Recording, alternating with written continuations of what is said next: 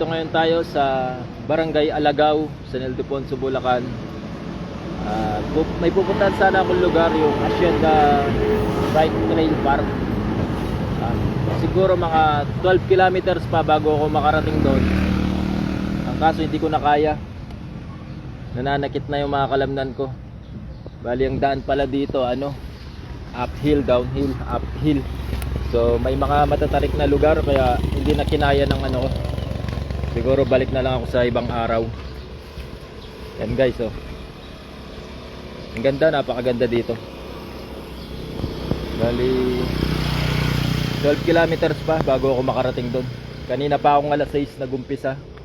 Kaya lang di ko na talaga kaya. Siguro dapat umalis ako mga 4 AM.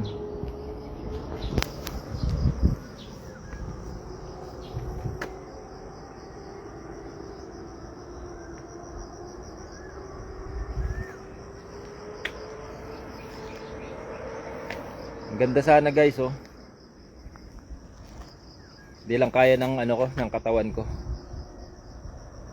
Ng mga muscle ko, hindi pa kaya.